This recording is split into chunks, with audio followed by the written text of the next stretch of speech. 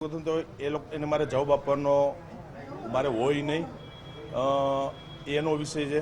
મેં કીધું એમ કે આ ચૂંટણી એ દેશ લેવલની ચૂંટણી હતી.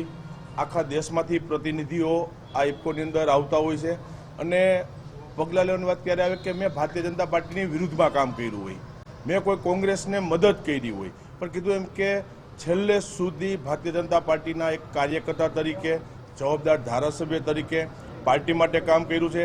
અને જે મારી લોકસભા, મારી વિધાનસભા સિવાય પાર્ટીએ મને જે લોકસભાની સૌરાષ્ટ્રની અંદર જવાબદારી આપી, મેં કીધું કે જામનગર લોકસભા, રાજકોટ લોકસભા, જૂનાગઢ લોકસભા અને પોરબંદર લોકસભામાં મારા વિસ્તાર સિવાયમાં પણ મેં ભારતીય જનતા પાર્ટી માટે એક કાર્યકર્તા તરીકે ઈમાનદારીથી કામ કર્યું છે.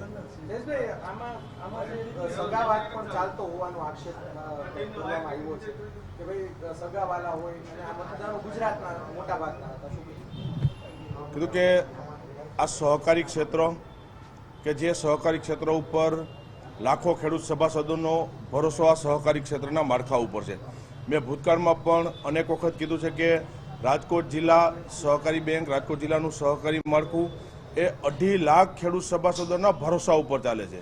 2.5 લાખ ખેડૂત સભાસદો, અમારી સહકારી મંડળીઓ, સરાફી મંડળીઓ, એનો ભરોસો વર્ષોથી આ સહકારી ક્ષેત્રના માળખા ઉપર કાયમી માટે અકબંધ રહ્યો છે અને એના હિત માટે અમે કામ કરીએ છીએ. મેં તો કીધું, હજી પછી કહું છું કે જે મને આક્ષેપ મારી પર કરે છે, અત્યારે જે મારી પાસે જવાબ માંગે છે એને મારે જવાબ દેવાનો ન હોય એની વાત છે. એનો ભૂતકાળ જોઈ લઈએ, મારે એમાં પડવાનું નથી. મારે હર હંમેશા સહકારી ક્ષેત્રમાં ખેડૂતોનું સર્ટિફિકેટ મારે જોઈ છે અને એ સર્ટિફિકેટ મને ભૂતકાળમાં અનેક વખત રાજકોટ જિલ્લાના સહકારી ક્ષેત્રના માળખામાં ખેડૂતોએ મને આપ્યું છે, અમારી મંડળી હોય તો એને મને આપ્યું છે અને ભરોસો સહકારી ક્ષેત્રના માળખામાં આજે પણ કીધું કે અકબંધ જળવાઈ રહ્યો છે અને ભવિષ્યમાં પણ મારી જવાબદારી છે અને એ પ્રમાણે અમે સહકારી ક્ષેત્રના માળખામાં કામ કરશું કે સહકારી સાથે જોડાયેલા ખેડૂત સભાસદોનું હિત પહેલાં જોવાનું છે. મારે આ લોકોને કીધું કે મારે જવાબ નથી આપવો, ખેડૂતોનું હિત જોઈશે અને ખેડૂતોનું હિત માટે આનો દિવસોમાં કામ કર્યું છે. અને આજે આ ઇફકોની અંદર કીધું કે રાજ્યની અંદર, ગુજરાત રાજ્યમાં 180 મતદારો હતા, અલગ અલગ જિલ્લાઓમાંથી મતદારોએ ભરોસો મૂક્યો છે. એનું હિત અમારે જોવાનું છે અને એ પ્રમાણે અમે કામગીરી કરી રહ્યા છીએ.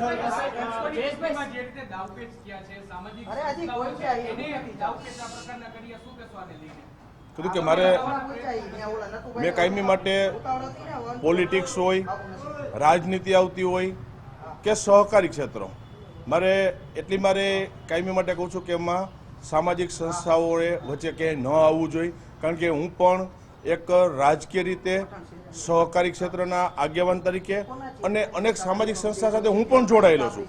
અનેક સામાજિક સંસ્થાઓનું મેં નેતૃત્વ આપ્યું છે, મેં અનેક સામાજિક સંસ્થાઓનું નેતૃત્વ પણ કર્યું છે. સમાજને જરૂર હોય ત્યારે હર હંમેશા મેં સામાજિક સંસ્થાઓનું અનેક જગ્યાએ નેતૃત્વ પણ આપ્યું છે. સમાજને જરૂર હોય ત્યારે રાજકારણને મારું એક બાજુ મૂકી અને સમાજને પ્રતિનિધિત્વ કર્યું છે, સમાજનું કામ પણ કર્યું છે અને માનું છું કે રાજનીતિની અંદર સમાજ ક્યાંય ન હોવો જોઈએ અને સમાજે એમાં વચ્ચે ન આવવું જોઈએ ને.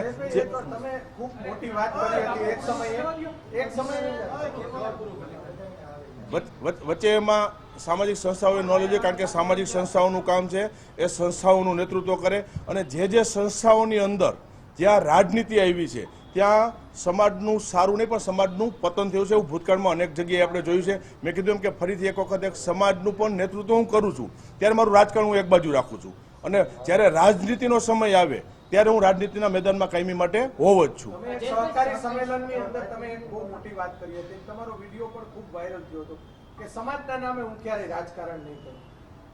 એને લગભગ વર્ષ કે થયું. આ બાબતે ફરી એક વખત આ જ મુદ્દો આવ્યો છે. હું કીધું ફરી પાછું કહું છું કે મેં અગાઉ ભૂતકાળમાં અનેક વખત મેં મારા ભાષણની અંદર કીધું છે, રાજનીતિની જગ્યાએ હોય, સામાજિક વાત આવતી ત્યારે સમાજની વાત એક અલગ હોય છે. અને કીધું કે મેં કોઈ રાજનીતિ અને સમાજ બંનેનું નેતૃત્વ કરવું ઘણી ઓછી જગ્યાએ મળતું હોય છે. મેં તાકાતથી સમાજનું પણ નેતૃત્વ કર્યું છે. માત્ર નેતૃત્વ નહીં, સમાજને એના પરિણામો પણ આપ્યા છે. આજે સમાજ એનો સાક્ષી છે કે સમાજને મેં પરિણામો આપ્યા છે, માત્ર વાતો નથી કરી. અને એટલા માટે કહું છું કે હું રાજકીય વ્યક્તિ છું, સમાજનો આવે ત્યારે સમાજની સાથે કાયમ માટે ઉભા નેતૃત્વ મજબૂતીના પરિણામ આપ્યા છે અને છેલ્લે રાજનીતિના જીવ છીએ અમે અને રાજનીતિનો સમય આવે ત્યારે રાજકારણમાં અમે હોવાના છીએ. પણ જે સામાજિક સંસ્થાઓ કે જે રાજનીતિની અંદર નથી એને એવા સમયે આમાં રાજનીતિમાં ન આવવું જોઈએ, કારણ કે સમાજનું હિત જોવું જોઈએ અને સમાજનું હિત જોવે તો જ સમાજ સ્વીકારશે એને. બાકી સમાજની સંસ્થાઓની સાથે જો માં રાજનીતિ લાવશો તો ભૂતકાળમાં અનેક લોકોને આગેવાનોએ પણ સમાજે સ્વીકાર્યા નથી અને ભવિષ્યમાં પણ હું માનું છું કે સમાજને સ્વીકારે છે, નહીં તો રાજનીતિની અંદર આવી જવું જોઈએ. ત્રણથી ચાર દાયકાઓથી વિઠ્ઠલભાઈ અને તમે સહકારી ક્ષેત્રે લોહી રેડ્યું છે. તમે માનો છો કે ભાજપનું મેન્ડેટ તમને મળવું જોઈએ? શું કે હજી ફરી પાછું કહું છું કે આજની તારીખે પણ ભારતીય જનતા પાર્ટીનો કાર્યકર્તા છું. પાર્ટી માટે ઈમાનદારીથી અમે દરેક જગ્યાઓ ઉપર સ્થાનિક સ્વરાજ્યની ચૂંટણી હોય, વિધાનસભા હોય કે લોકસભામાં કામ કર્યું છે. વાત રહી ઇફકોની, એ દેશ લેવલની સહકારી સંસ્થા છે, જ્યાં કે ફરી પાછું કહું છું કે આખા દેશમાંથી અલગ અલગ રાજ્યોમાંથી એમાંથી પ્રતિનિધિઓ આવતા હોય છે, એટલે એ સહકારી સંસ્થા છે. એની વાત જુદી છે. અને જ્યાં રાજકીય વાત આવે તે કીધું પાર્ટીના જવાબદાર કાર્યકર્તા તરીકે મેં ફોર્મ ભર્યા પછી પણ પાર્ટીએ જે લોકસભાની મને જવાબદારી આપી મેં ઈમાનદારીથી પાર્ટી માટે કામ કર્યું.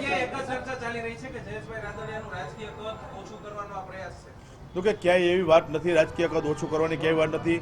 ભારતીય જનતા પાર્ટી નાની ઉંમરમાં હું ધારાસભ્ય બન્યો, 30 વર્ષની ઉંમરે આ રાજ્ય સરકાર નરેન્દ્રભાઈ મોદી સાહેબ જ્યારે ગુજરાતના મુખ્યમંત્રી હતા ત્યારે એની સરકારમાં પણ મેં મંત્રી તરીકે જવાબદારી નિભાવી છે. સરકારની અંદર 9 વર્ષ સુધી કેબિનેટ મંત્રી સુધી અલગ અલગ વિભાગો મેં સંભાળ્યા છે. નાની ઉંમરની અંદર ભારતીય જનતા પાર્ટીએ ઘણું મને આપ્યું છે, એટલે એ કઈ પ્રશ્ન આવતો નથી. આ વાત છે એ સહકારી ક્ષેત્ર છે, દેશની ટોટલી લેવલની સંસ્થાની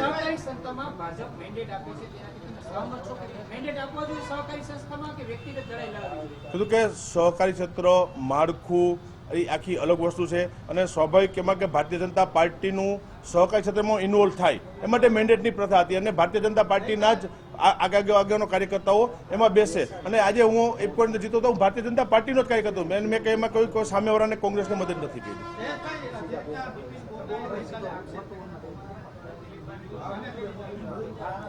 કીધું મને ખ્યાલ નથી શું આક્ષેપ કર્યો, પણ કીધું કે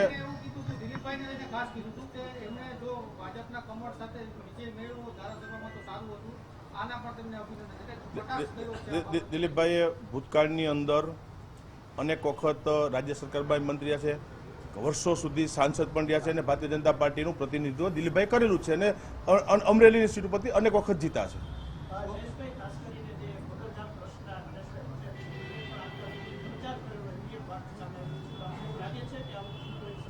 કેમ એવું મારા ધ્યાનમાં ક્યાંય નથી, એટલે મને ખ્યાલ નથી. ઓડિયો જે વાયરલ થયો છે એને લઈને સામાજિક સંસ્થા ઇન્વોલ્વ થઈ છે અને ખાસ આપના વિરુદ્ધ જે મતદાન થાય અથવા તો સામેના ઉમેદવારને સપોર્ટ મળે એ રીતનો ઓડિયો વાયરલ થયો છે.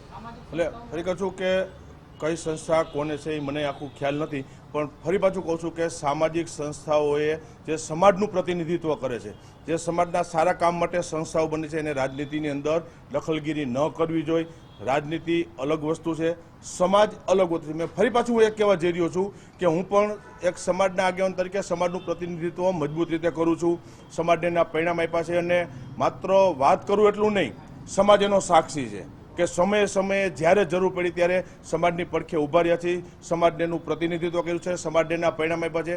રાજનીતિ એ વસ્તુ અલગ છે, સમાજ વસ્તુ અલગ છે. એટલે હજી ફરી એવું કહું છું કે મને ખ્યાલ નથી કેવો ઓડિયો વાયરલ થયો છે, પણ સમાજના પ્રતિનિધિઓએ સામાજિક સંસ્થાઓએ રાજનીતિમાં ન આવવું જોઈએ. રાજનીતિ હોય છે અને બહુ એવી ઈચ્છા હોય તો રાજનીતિ અંદર આવી જવું જોઈએ. કે મારા લાખો ખેડૂત સભાસદોનો ભરોસો સહકારી માળખા ઉપર છે. વર્ષોથી અમને સાથ અને સહકાર આપ્યો છે. સહકારી ક્ષેત્રના મારા આગેવાનોએ ભરોસો મૂક્યો છે અને આરજીબી મેમ્બર્સ અમારા કે જે મને મતદાનની અંદર મને સપોર્ટ આપ્યો છે, આ બધો શ્રેય આખો એમને સહકારી ક્ષેત્ર માળખાને છેલ્લે આ ખેડૂતોને એનો યશ આપું છું.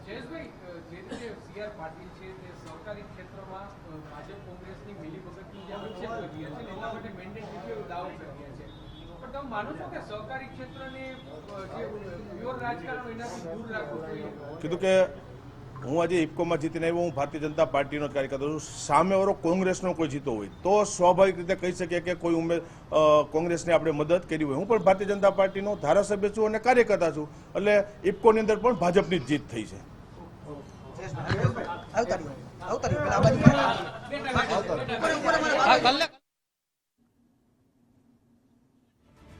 તો ઇફકોમાં જે પ્રકારે જયેશ રાદડિયાની જીત થઈ અને ત્યારબાદ જે ઘમાસાણ મચ્યું હતું અને જે વાદ વિવાદ અને આમને સામનેની પ્રતિક્રિયા પણ મળતી હતી તેને લઈને આજે જયેશ રાદડિયા દ્વારા જ પ્રેસ કોન્ફરન્સ કરવામાં આવી અને તેઓએ કહ્યું કે દિલીપ સંઘાણીના પણ તેઓએ વખાણ કરતા કહ્યું કે અનેક વખત તેઓએ નેતૃત્વ કરેલું છે એ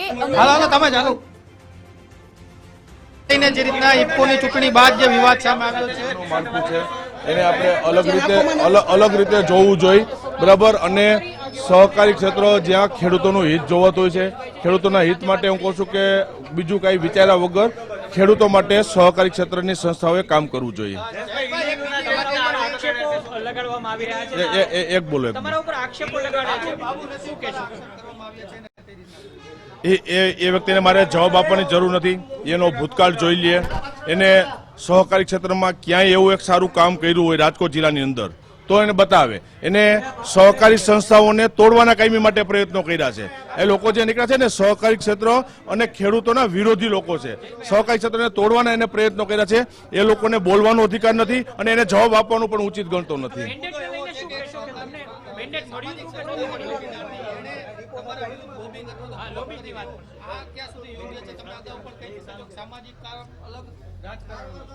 મેં હમણાં જ પણ કીધું, ફરી પાછું કહું છું કે સામાજિક સંસ્થાઓ એ સમાજના હિત માટે બનેલી સંસ્થાઓ હોય છે. એને સમાજનું કામ કરવું જોઈએ, કારણ કે સમાજનો ભરોસો સમાજના આગેવાનો ઉપર અને સામાજિક સંસ્થાઓ ઉપર છે. આજે હું સહકારી ક્ષેત્રના આગેવાન તરીકે, રાજનીતિ તરીકે, રાજકીય ધારાસભ્ય તરીકે અમે અમારું કામ કરતા હોઈએ છીએ. સાથે એનાથી વિશેષ આગળ જઈને સમાજનું પણ પ્રતિનિધિત્વ હું કરું છું. મેં સમાજને અનેક પરિણામ આપ્યા છે, માત્ર વાતો નહીં. સમાજ એનો સાક્ષી છે કે સામાજિક રીતે નેતૃત્વ કરી અને પરિણામો આપ્યા છે. એ અમારો સામાજિક વાત છે. જ્યારે સમાજની વાત આવતી હતી મારું રાજકારણ મેં એક બાજુ રાખ્યું છે અને રાજનીતિના ફિલ્ડમાં આવું ત્યારે સ્વાભાવિક એક રાજનીતિના ધારાસભ્ય તરીકે હું રાજકારણમાં હોઉં જ છું. એટલે આવી સંસ્થાઓએ એમાં વચ્ચે ન આવવું જોઈએ, કારણ કે સમાજનો ભરોસો એ સંસ્થા ઉપર હોય છે અને બહુ એવી ઈચ્છા થતી હોય તો રાજનીતિમાં આવી જવું જોઈએ, પણ સમાજને એમાંથી બાકાત રાખવો જોઈએ, કારણ કે નિર્દોષ સમાજ લોકો એ સમાજની ઉપર ભરોસો રાખતા હોય છે અને ભરોસો આપવો, પરિણામ આપવું એ સામાજિક સંસ્થાઓની જવાબદારી હોય છે.